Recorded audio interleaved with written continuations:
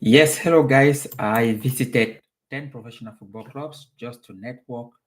No meetings booked, no invite, just to see how the clubs are run. In this video, I'll be sharing with you what I discovered about how the clubs how they are really run and how things are being done in an organized manner. So I was visiting as an agent. As you all know, I'm a FIFA licensed agent. So I'll be talking about how the clubs looks like, how they are run, and what things they actually do. So we'll take a look at this. So take a pen and paper, and you're going to get some few details that is going to help you with your agent career and also learn how to network. So we'll be talking especially about why I decided to visit clubs, what I expected, and what I saw, who actually controls inside the club, who I introduced myself to, and how the clubs reacted to me. So a lot of these things are the things that you don't see until you visit the various clubs. So it's quite interesting also to see how you take your own journey when it comes to football clubs. So stick around, and also we are going to help you guys a lot. Okay, so the first thing I would say, do you know there's this problem? The problem is what most agents do wrong is they believe clubs only talk around only just to famous agents. That's not true. So that's totally wrong. Clubs don't talk only to famous people. And that's the first mistake we make. We just sit on our computers and then we just say, this club is talking just to famous people. To we don't need to go visit them because we don't have any network. I'm going to give you details on how you're going to break this down. Okay.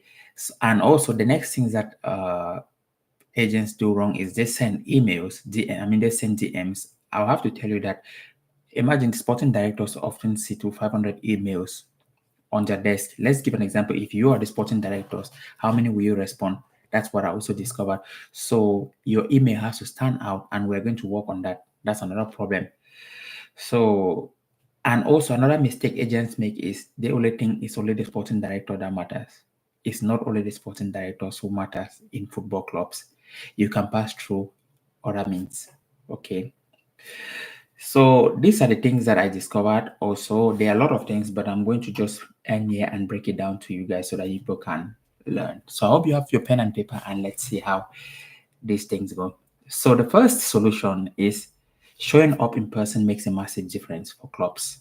So I'll use myself as an example. Also, when I started, I started networking with with a professional club in Finland here called Kups. They won the league last year.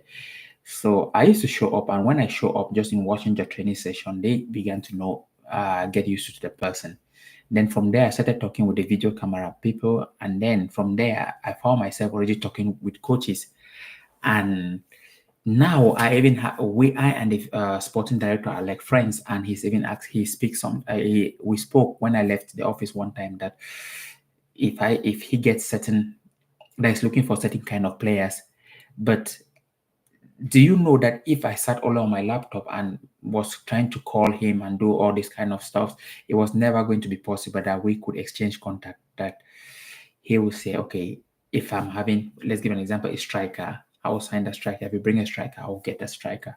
So that is first thing that I would say put in mind as an agent, visit club on the present. It's going to make a massive difference because when you're there in person, it's quite huge. Believe me, it makes a massive difference, especially in networking.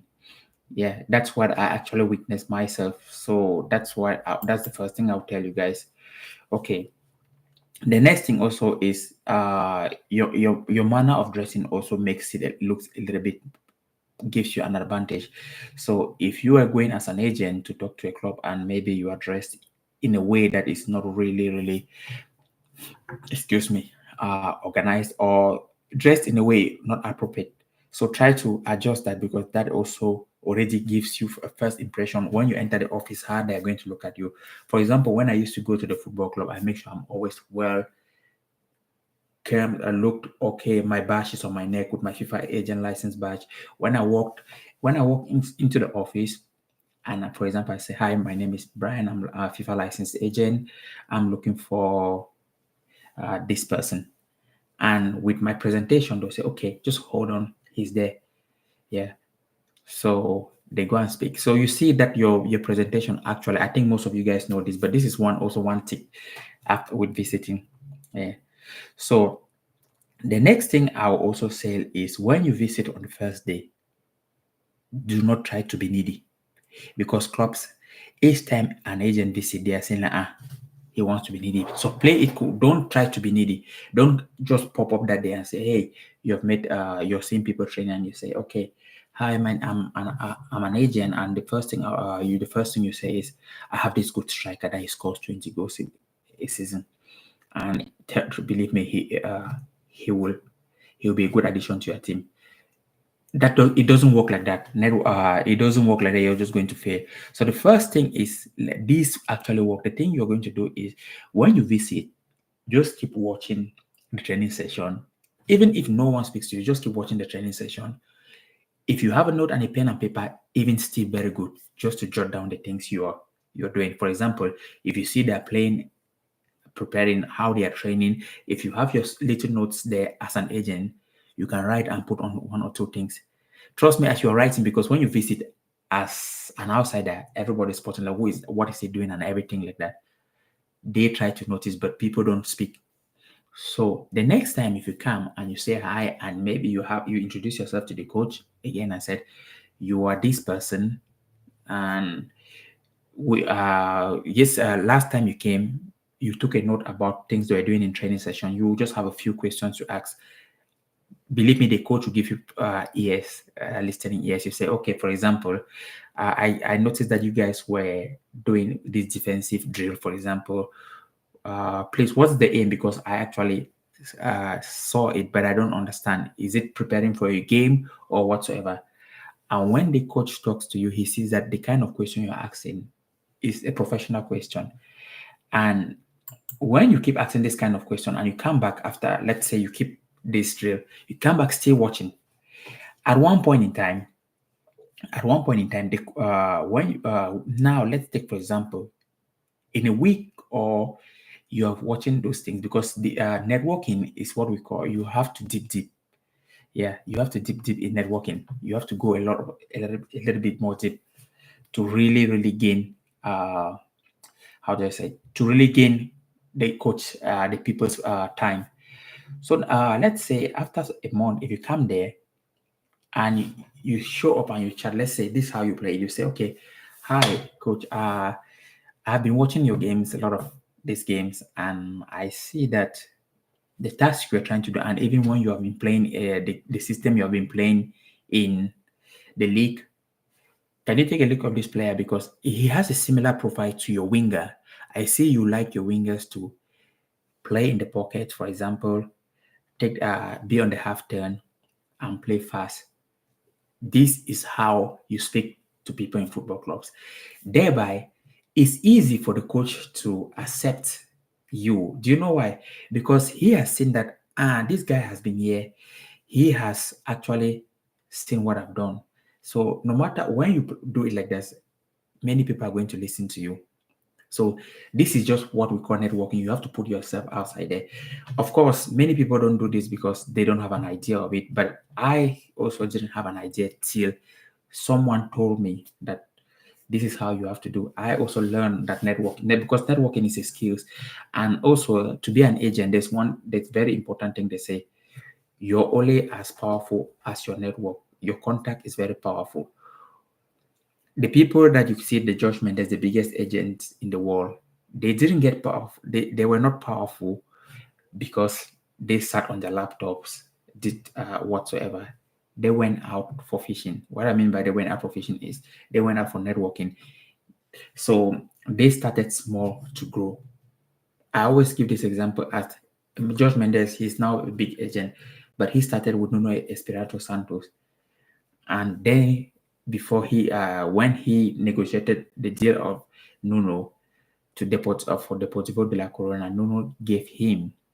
I mean, when Nuno went to Deportivo, his friends started asking, I'm looking for an agent. And Nuno also introduced George Mendes to the agent. I mean to other player to the Nuno is introduced his agent to the other players, and that's why he started his he started kicking off.